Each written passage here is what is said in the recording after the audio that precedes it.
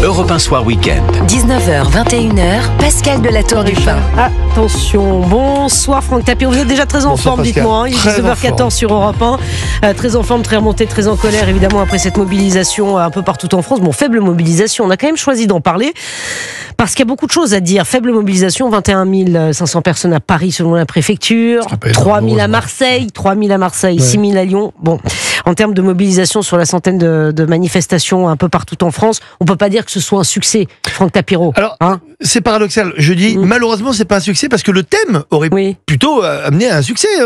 Lutter contre le racisme, pas l'antisémitisme. Non. Non, ce serait trop. Le racisme et le fascisme. Oui. Mais c'est la première fois, en fait, qu'on voyait... la montée de l'extrême droite. Oui, bien sûr, mais ce qui est génial, c'est de voir des fachos racistes marcher contre le racisme et le fascisme. Alors ça, c'est une première. Je ne sais pas si on a déjà vu ça, je n'ai jamais vu un truc pareil. Parce que, d'abord, il suffit de voir les drapeaux qu'il y avait cet après-midi. Les drapeaux palestiniens. Aucun drapeau français, absolument aucun. Des drapeaux de syndicats, des drapeaux palestiniens. Ça, je m'y attendais un petit peu. Bien entendu, parce qu'aujourd'hui, la Palestine, c'est le ciment de toutes les haines, finalement. Dès qu'on parle de juifs et d'antisémitisme, ou d'antisionisme, parce que c'est la fausse barbe, là, ça rassemble tout le monde. Mais il faut voir aussi les slogans. Et c'est ça qui était incroyable. D'abord, on n'a pas parlé d'antisémitisme, on aurait pu marcher contre ça, mais ça allait trop loin. Et les slogans, c'est « à bas l'État »,« à bas les Blancs »,« à bas les flics »,« à bas les fachos ». Mais il y a un autre slogan, et ça, c'est pour ça que on a polémiqué pas mal cet après-midi sur les réseaux, et notamment beaucoup de personnalités qui, comme moi, ont reçu les mêmes images et les mêmes vidéos. On va les écouter. On vu qu'il y avait un autre slogan qui n'a pas été écrit, mais qui a été dit, c'est « à bas les juifs », qui était en alternance avec « à bas les flics ». Et d'ailleurs, même Johan Sfar a fait un dessin très rigolo, même si ça ne l'est pas, rigolo, parce que c'est quand même très grave, où ils alternaient. Alors, ils ont écrit « à bas les flics », ils le disaient, puis on entendait distinctement juifs, parce que je ne sais pas si on appelle des flics des fluiques. Donc comme on entendait les deux syllabes UI, c'est évidemment des juifs. On va écouter, je voudrais qu'on écoute. Franck, on va écouter.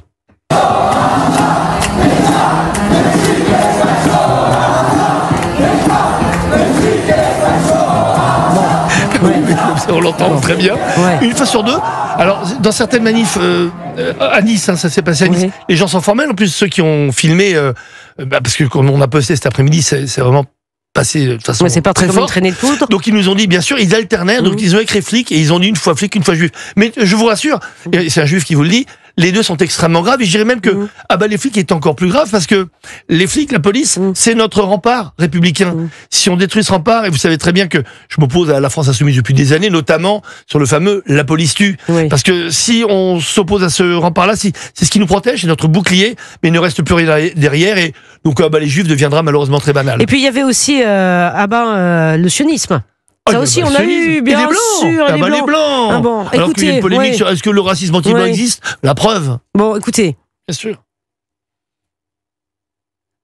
On va l'entendre dans une seconde. C'est le son numéro 6, Stéva. On me dit vraiment, mais c'est 6. Mais de toute façon, le sionisme, les juifs, c'est pas. Antiraciste, antiraciste, antiraciste, antiraciste, antiraciste.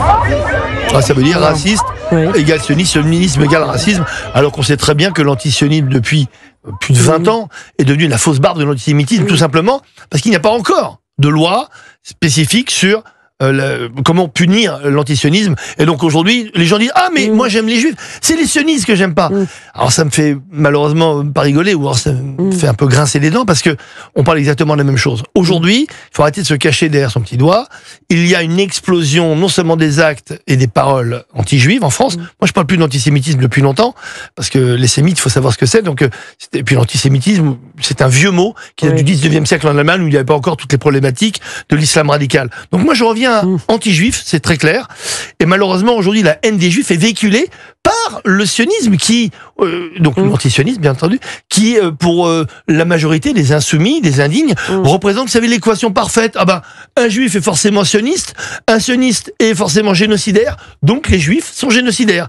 Et donc, dans cette équation, on a le démarrage, ce moteur qu'a créé la France Insoumise de cette haine des Juifs, de l'explosion des actes anti-juifs depuis maintenant 18 mois. LFI qui s'est pas illustré. Vous étiez très monté aussi contre Jean-Luc Mélenchon sur une petite phrase dont on n'a pas beaucoup parlé. Malheureusement. Mais vous l'avez souligné, Franck Tapiro, cette petite phrase prononcée par Jean-Luc Mélenchon qui s'est emballé quand on lui a parlé de cette affiche sur Cyril Hanouna en disant qu'il n'était évidemment pas au courant. On ne va pas revenir là-dessus. Mais il est prof de français, féru d'histoire, très cultivé. Je reconnais toujours les qualités de mes ennemis. Mais comment lui n'était pas au courant? Le juif Sousse, il ne l'a jamais vu. Goebbels, c'est qui Goebbels? C'est l'ailier droit de l'équipe d'Allemagne? Non, mais il ne sait pas. Il ne sait pas, le pauvre. Mais alors derrière juste cela, à Brest, il fallait avoir la patience encore 2 minutes d'écouter ce qu'il dit. Il parle bien entendu des médias, comme ceux d'ici, bien entendu. Tous les médias français détenus par 9 milliardaires qui dépensent leur argent sans vouloir en gagner, parce que pour lui, les médias ne sont pas rentables. Certains qui nous écoutent apprécieront. Et juste après, il dit, je ne sais pas pourquoi c'est sorti comme cela, alors qu'il serait prêt à nous couper les cheveux pour en faire des édredons. C'est épouvantable. Ça, c'est une référence nazie, il faut le dire, c'est pas raciste ni antisémite, nazi. Qui dans l'histoire a osé couper des cheveux à des gens pour en faire des édredons? À part les Allemands, les nazis. Personne. On coupait les cheveux, vous savez, à partir de 2 cm parce que c'était calibré. J'ai relu malheureusement tous les standards parce que c'était industrialisé. À partir de 2 cm, les cheveux, les poils. Et on en faisait du fil pour faire des vêtements, pour faire des chaussons d'ailleurs dans les sous-marins allemands.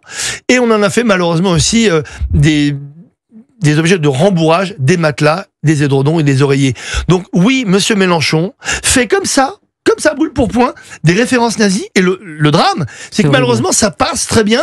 Et moi, j'ai eu la chance de tomber, parce que j'écoute vraiment tout ce qu'il dit, parce que il faut toujours écouter l'ennemi. Et là, j'ai eu raison, parce que personne ne l'avait remarqué. Il nous a agité, vous savez, je ne savais pas les références d'Hanouna sur le nazisme, mais bien entendu. Et derrière, il va avec une référence beaucoup plus grave, qui était assez liée, parce que le juif Sousse, c'est 1940, qui, je le rappelle, en France, ça fait 1,5 million de spectateurs payants dans les cinémas, en France, sous l'occupe.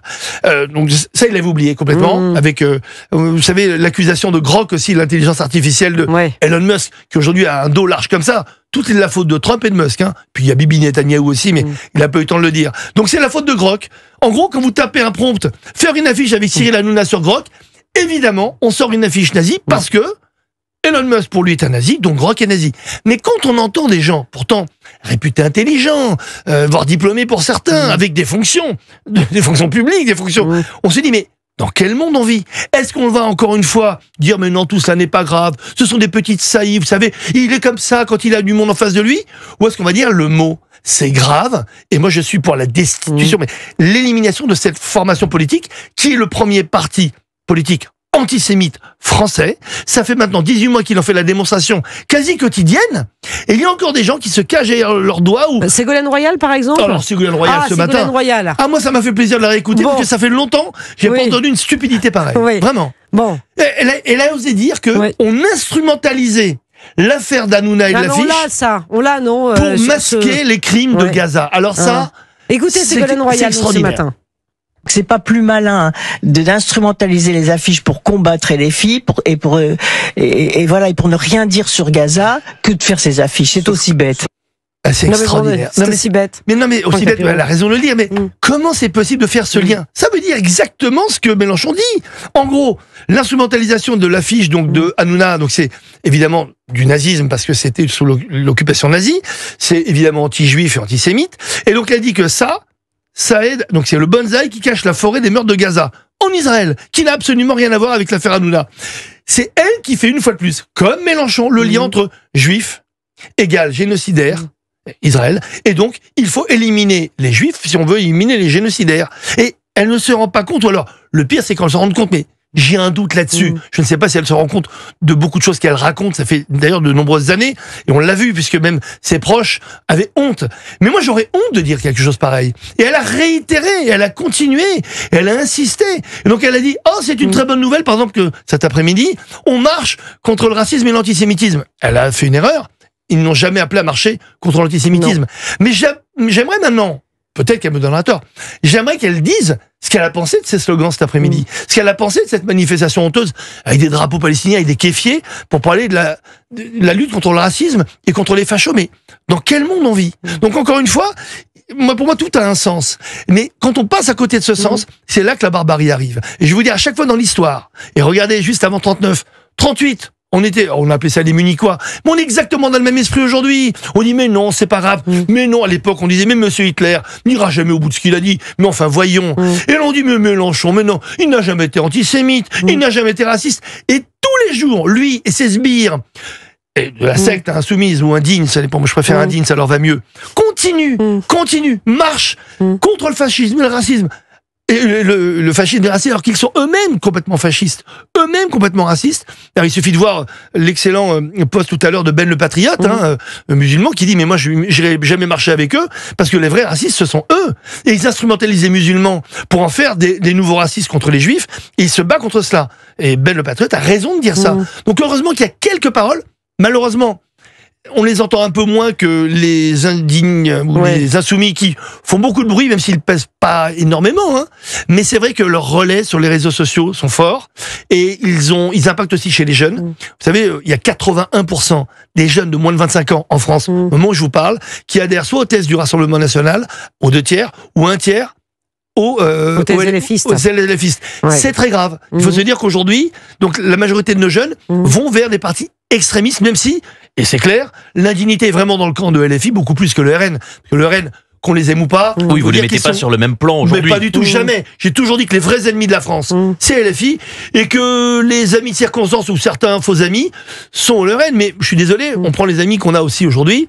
La communauté juive est assez seule pour ne pas rejeter des preuves d'amitié que font certains élus du RN. Faut le dire. Et pourtant, qui vous parle, moi j'ai monté la première association contre le FN à l'époque, ça s'appelait Coup de tête au front. C'est une association de publicitaires qui luttait contre les idées du front.